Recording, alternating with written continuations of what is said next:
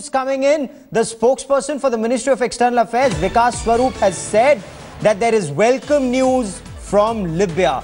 2 of the 4 detained Indians have been brought back safely to the University of Sirte. Our efforts continue for the remaining 2. 2 Indians released are from Raichur and Bengaluru. Hyderabad Indians still in detention. This is what the spokesperson for Government of India, Vikas Swarup, has just tweeted. And I want to bring in India Today's Smita Sharma for more on this. Smita, give us details of this good news story. Well, it's a partial relief of sorts. Remember, there were 4 men at the end of the day, Gaurav, and the other 2 families are obviously still under much tension. But what we are also learning is that the 2 men who have been released, these are actually the men who belong to Hyderabad, and their names are Lakshmikant and Vijay Kumar. So these were the 2 men who had also been working at University of Sirte. We have seen some quick negotiations and, some, in fact, interventions happen. We do not know really at this point as to what transpired behind the scene, but the government is going to be very, very careful about the kind of information that it gives out, given the fact that the other 2 Indians are still in detention, something which the government is not calling an abduction for security reasons. But these 2 men have been, for the moment, brought in to University of Sirte, from where arrangements are being made for them, either to be brought in to Tripoli, where the Indian mission is, and then, of course, to facilitate their return back to India, because that is what they were headed for on Thursday when they were detained at the check post some 50 kilometers from Tripoli. Gaurav? Okay, stay with me, Smita. So the good news, or the partial good news, is that 2 released are from Raichur and Bengaluru. T.S. Sudhir, Editor South, joins me with the latest from Hyderabad. Hyderabad will have to wait a little longer because the Hyderabad professors are still in detention, Sudhir. Their families, at least their hope must be up, waiting for some good news. Absolutely. In fact, the initial bit of information that one of the families in Hyderabad got was that all the 4 have been released. But now that we are getting confirmation from the MEA that only the 2 people who are from Karnataka, from Raichur and Bengaluru, have been released. The 2 professors, Professor Balram and Professor Gopi Krishna, are still detained by the ISIS, is what the information that is coming in from the MEA. So obviously the family is very anxious in Hyderabad, but at the same time hopeful that perhaps going by what they have done in the case of the 2 professors from Karnataka, they may also release their colleagues from Hyderabad at the earliest. Okay. Sudhir, do we know any details about the circumstances in which they were released or held earlier? No details available as yet. It will be for the MEA to kind of talk about whether any kind of interlocutors were used to kind of convince the ISIS militants to release them, or whether the militants actually release them on their own. The details not yet known at the moment, but yes, only after they come back to a place where the Indian embassy is, or any of the Indian embassy officials are able to get in touch with the 2 professors, would they also be able to critically know about the condition of the 2 professors from Hyderabad who are still in captivity. Okay. Smita, the government, of course, will be tight-lipped like it was even last time when the Indian nurses were released from ISIS captivity. But do we know how the government is moving about in this case, securing the release of 2 professors and trying for the remaining 2?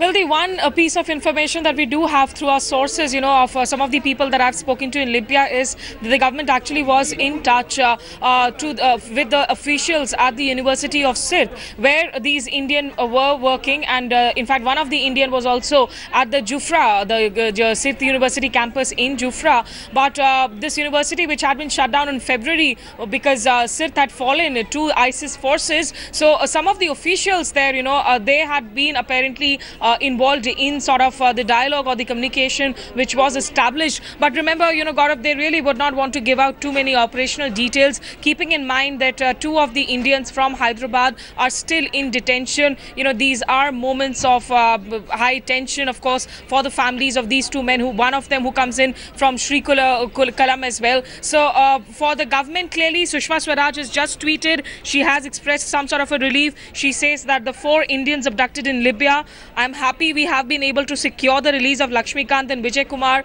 trying for other two. So clearly, as far as the Ministry of External Affairs goes, we have seen this, right from the moment the NDA government came into, of course, effect, that Sushma Swaraj has personally been intervening in all such matters also, and supervising and monitoring the situation as well. The situation is also monitored by NSA Ajit Doval in PMO, but all these people keeping a watch there. The events happened on 29th of July. 11 p.m. was when the Indian mission had been, of course, informed, but in less than 48 hours, at least 2 of the men have been freed now, and they're just hoping and have their fingers crossed about the safety and, of course, freedom of the other 2 in detention.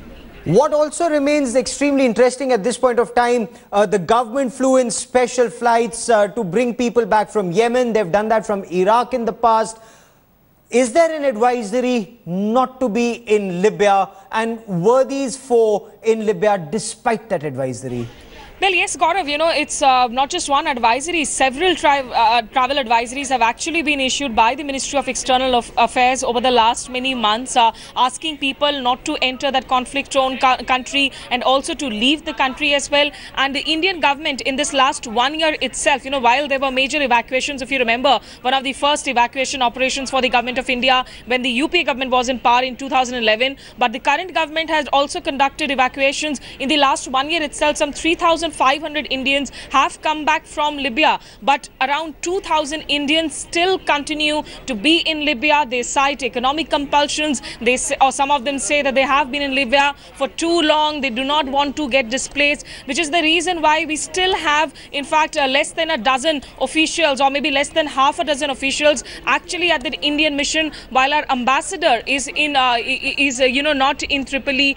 He is really in Tunis and also covers Malta as well. So it's very difficult for the government to, in a way, forcefully evacuate people. We have seen that whether it be Yemen, whether it be Libya, whether it be Iraq. But for now, the government is only hoping that people will be much more careful in the days to come about the decisions they make. T.S. Sudhir, Editor South, also with me. And Sudhir, is it just financial compulsions, or is it a great working opportunity that these professors are still there in Libya? The money that Indians earn abroad, and especially in oil-rich countries, forces them to be there despite the hardships or the fear of terror. Well, Gaurav, the impression one gets is that they never thought that they would be at risk. I guess most people tend to think like that, even though the conditions in Libya over the past many years hasn't really been very conducive. Even the family of Gopi Krishna, who was with Gopi Krishna till 2010, said that they never felt at any stage that they would be targets or they would be made to feel unsafe. So obviously they were going around about their business at the university teaching, and this particular professor, Gopi Krishna, who was a professor of computer science, obviously never felt any direct threat. It was only when they were actually coming back to India for their annual vacation that they were detained by the ISIS militants. So obviously this has taken the families by complete surprise. T.S. Sudhir and Smita Sharma, keep tracking that story. I will come back to you for more.